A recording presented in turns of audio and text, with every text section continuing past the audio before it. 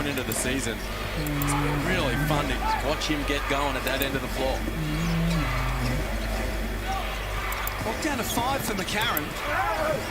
He gets in. Hook Porty says no way. It's great rim protection by the next star. Look how he runs the floor. From one end to the other. That's what you do. You feed the big guy. He protects the rim and runs the floor like a deer. Good over-the-head pass. Finishes. And it's great point guard play from Daly as well. Watch when Daly gets it here in middle cylinder. Watch him point at Ariel. Say, run, run. You've got the lane. Loses the handle. Sends it over the top. Count it. Guys.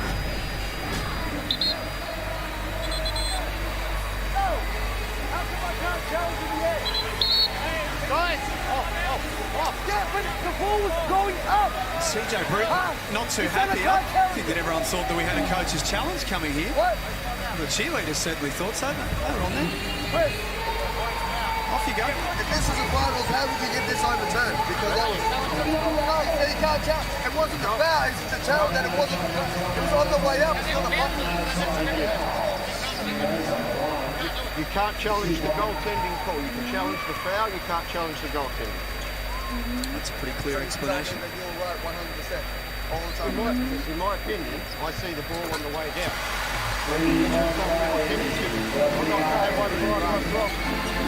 What do you think, Len? Need to get another look at it. Didn't notice it. Good communication, though, for Chris Red. Count is cool. CJ in his ear. 20-point lead for Melbourne. Just got Porty up in the air. And a block is called.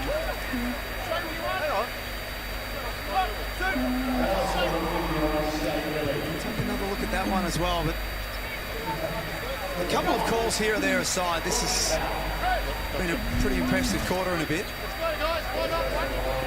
Here's the goal. Foul. Call. That's the correct call. So that foul going up. But so the ref on the baseline put his fist up as if he was calling a foul, and then it ended up just being a goaltender. And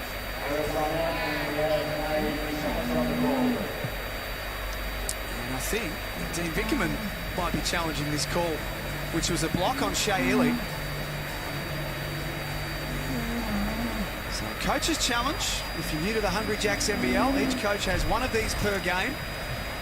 If successful, you retain the call. Unsuccessful, you lose the call as we get courtside to Halls. This will be an interesting challenge from Dean Vickerman. Straight away he asked Shea Illy, he said, Shea, do you think you were there? And Shea turned around and said, I'm not sure, I think I was turning. And Dean Vickerman said, you know what, I'll back you, I'll still go challenge it anyway. Okay, so the original call is a block.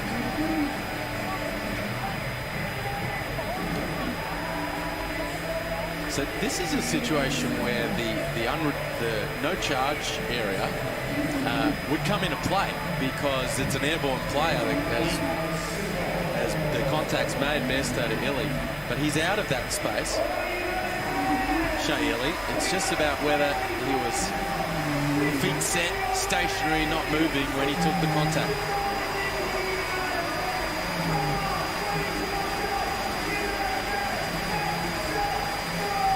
Great crowd at John Cain Arena this afternoon. It's been a very, very busy weekend of sport in Melbourne. The fact that United fans have voted with their feet is a good thing.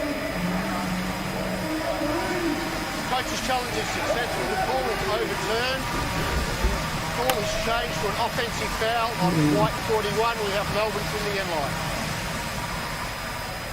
We don't see that very often, where the players said, you know what, I'm not sure. And then the coach comes in over the top but gets it right. Shea Illy. This was a final. I'm pretty sure that everyone will be an uproar.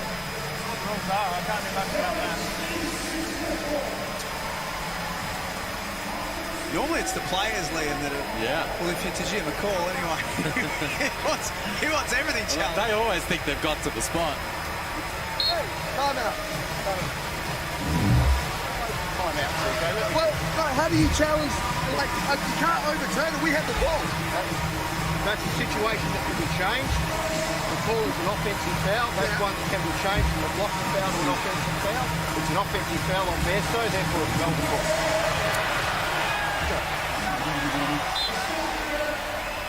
Well, that's a bummer for CJ Bruton, but that's how it is. Challenge, usually it just ends up in a jump ball, but a charge block gets overturned and flipped around. So offensive foul ends up on Bairstow, and Melbourne take it away. He doesn't like it, but they are the rules.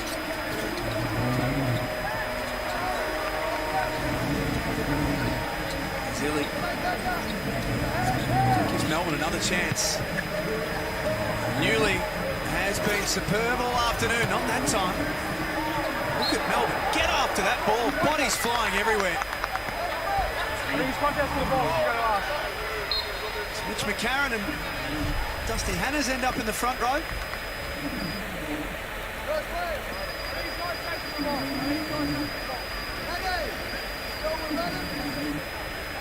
Jeez. Yeah, a case, I think, Shea Healy. Guys coming into his back for that loose ball. They could almost just sort of stick their hand out and have a little sip of something from one of the crowd. Maybe not in COVID times, of course. Melbourne by 20. That's a hard landing for Hannahs. That's going to hurt.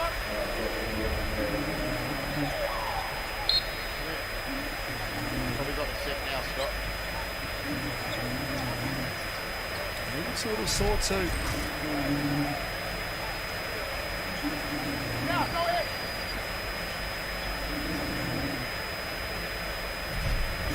Brisbane Bullets and the Cairns Taipans is where we're headed next.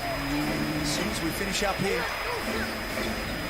Later on today, the Perth Wildcats playing host to the New Zealand Breakers for the first time in a long time on their home floor in RAC Arena. That will finish up round 16.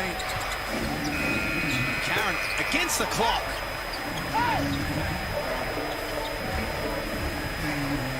He's 4 of 9 for the day. Back of 21 on Friday. Unfortunately, though, only 2 players for Adelaide in double figures. It's been a problem for them. Illy throws it away. Karen gets Hannahs involved. 1 of 7 from the field. We tick up to 6 minutes remaining. Marlachul getting busy on Johnson. Good one-on-one take. 13 and 7 for JLA.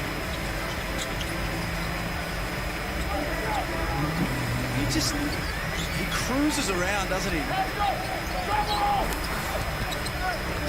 Made life difficult for Johnson that time. Newly stripped. His hands by McCarron. He's still giving everything that he has despite the scoreline. Free throws for Johnson. And that's what they need here, Jack, the 36ers. We're always going to be up against it. Coming into this arena, they played on Friday night. Melbourne were just getting themselves set for this game. And you're playing against the ladder leaders. Hung tough throughout the first half. Kept it within striking distance for a period of time. And now, last 5 minutes down 20, but got to dig in. Got to finish this out. For your fans watching on from home back in South Australia. Can't just let it slip away. The toughest thing in this situation is the fact that everyone else who needed to come came, besides Withers and Hannahs. That's the bulk of your offense. Other guys stepped up off the bench. But obviously Withers, not a field goal attempt. Donut. Hannahs. What's that, 4 points, 2 points? What does it say? One of 7. 1 of 7, 4 points? Withers coming off COVID. Yeah, but He literally met the team, at the airport. you got to get him up. You out there. You got to be assertive. I think and we spoke about this Friday night. Jack White's going to get the free throw line. They've been they've been pretty upfront and pretty honest, Adelaide, in saying that they're going to be aggressive. They're looking around, and that process has already started. Without putting words into anyone's mouth, Liam, but I would suggest that the import conversation would be a pretty prominent one for them. Oh, no doubt about it. They're going to need a hit on their imports next year, 100%. Mitch McCarron and Kai Sotto under contract for next year. They've got a couple of guys on options. Daniel Johnson, club option. Sunday Detch, a mutual option, which is an interesting one. It is interesting. Shaw puts it back in. That's one player they can't afford to lose. And a lot of flexibility up and down the rest of the roster. We saw that. And Sobe's agent was obviously in town, lives there. On Friday night was in the gym talking to Sam McKinnon, general manager of the Brisbane Bullets. It's going to be a very, very busy off-season. Very busy. White missed the layup, but got it back for United. Wallachul again has that mismatch. And found Jack White, who plays above the rim. That double team came, drew the defense, and now they're cutting a teammate of his who knew exactly what to do with it. Newley got across and puts that one out of play. This team is just so tough to score against. As you see, the defender Kai Sotto comes over, and Jack White does the right thing and gets an easy 2 points out of it. Melbourne United is so tough to score on. Good defense. Brad Newley has come to play. The vet still has some juice left in that tank. Plus 22 tonight. Brad Newley off the bench. Huge impact. Season high 15 points, 4 boards.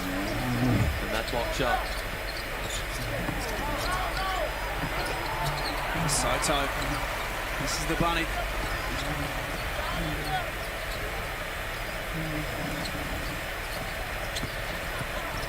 Wallachul. Out for Illy. Brewster thought about it. Triplet. Drains the three. Zach Triplet, one of their DPs this season, gets a little moment. Party time in John Cain Arena. It's Kai Sotto at the other end. There you go. Tallest player in NBL history to knock it down from long range, and he's making a little bit of a habit of it. Offensive foul against Peter. It's a good hit from the young fella. They're high on Zach Triplet and his ability to shoot from range, Melbourne United, and Kai Sotto has this. It's a good hit. You know, last game he had 9 rebounds and 2 blocks. Didn't score on Friday. Right now, 15 minutes of play. 5 of 9 from the field, 12 points and 3 rebounds.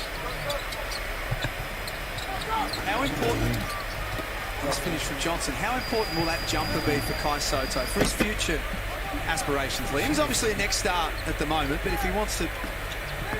It's extremely important because he will stretch the floor on defense. Adds another dimension to his game and in his arsenal. And that's the name of the game. Be multi-dimensional, add value. Dion Brewster's first points of the season, by the way. Look at a guy like Jock Landale, for example. You know, as a big guy trying to make your way into the association, it's when he showed he was a knockdown guy from long range that he really got that opportunity. Brewster's coming back for more. That's what I'm talking about. Started early in this game on defense. Getting it done there and now have an opportunity to show. Look, anybody that was Defensive Player of the Year as well as MVP of the league got some game. Particularly if anyone's watched any of the New Zealand National Basketball League, it's a good league. It's tough competition there. On to the line for 2. From Brewster. You know what I love about it? He went about it the right way. I know early in this game, for me to stay out here, and get more minutes by my coach. Get it done on the defensive end and pass the ball to the guns. Now the game has opened up. Now let me get mine on O. That's how you do it. Another substitute for Melbourne, David Aquera. That is exactly how you do it. Exciting young players, 19 years of age, another development player. Had the best part of 20 NCAA offers to work his way through, David Aquera, but decided to turn himself pro straight away. Spent a bit of time around the Boomers program recently too.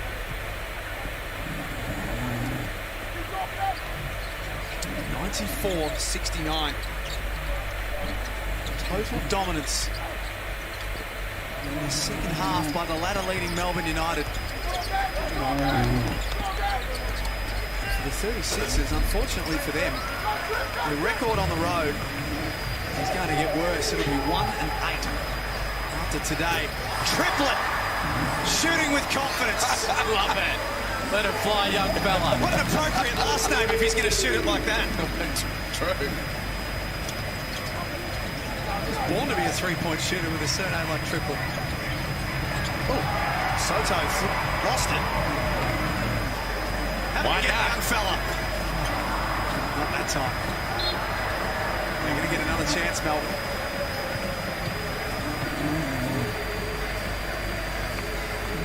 It's Hiram Harris. He's come up a little sore. It's good confidence. He's a shooter. He's been clearly getting it done at practice. Zach Triplet. Dean Vickerman missed that one, but knocked the one down the one before. Dean Vickerman showed great confidence in him, didn't he, tonight? This afternoon. Less than 2 minutes into the ball game, he hits the hardwood. Peatling. Nice hustle. Plus 19 in his time out there today, Mason Peatling. Other than a couple of times Dean Vickerman went to more for the defensive end of the floor and paid dividends. Marshall catch and shoot three.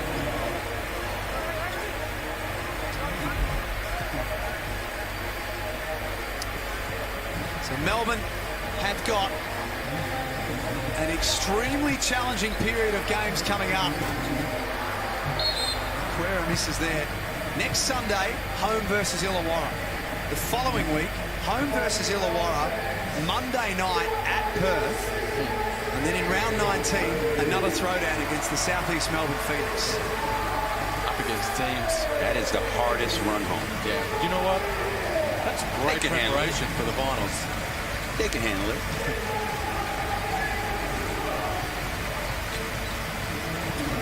Fans on their feet now. They've enjoyed this one. Their team trailed at quarter time. And even at the half, Adelaide were asking some questions of this team, but since half time, it's been one-way traffic. It was really when they tightened the screws defensively, Melbourne. That's what happens with them game after game. But you're right, single-digit game. Started that second half, and then they kept Adelaide to a 15-point quarter. And from there, Melbourne haven't looked back. It's blocked from Aquera. Adelaide have got Southeast Melbourne at home next Sunday. Matches against Tasmania, Brisbane and Sydney still to come for them. Unfortunately, their pursuit of finals is well and truly over.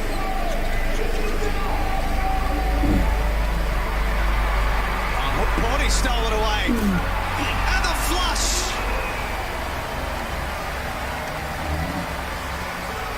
Melbourne cracked the ton again. Mojave King with a couple of late ones. 101-74. A total destroyation after halftime. They just completely took control of the game. Melbourne United, the fans enjoying their team's dominant display. And they got contributions right up and down the roster as well. No one scored more than 15 for United, and they put triple figures on the board. 6 guys in double figures. JLA, the Foot Locker player of the game, 1 board off a double-double. But they had all kinds of other guys contributing as well. Illy was huge early, getting them going.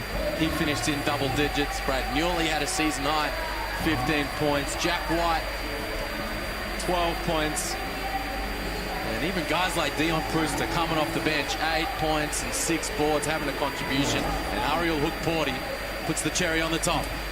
Melbourne now have the 3 biggest wins of the Hungry Jacks NBL season. They beat Sydney by 42, New Zealand by 35, and today, 27-point winners.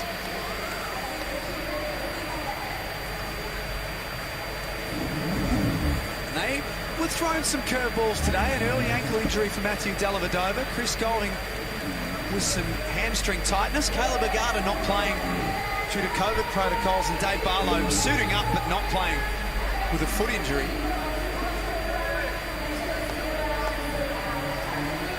They're all happy as we get down to Pete Hooley. Well, guys, I'm with Brad Newley, and yeah, chance to catch your breath. So I'm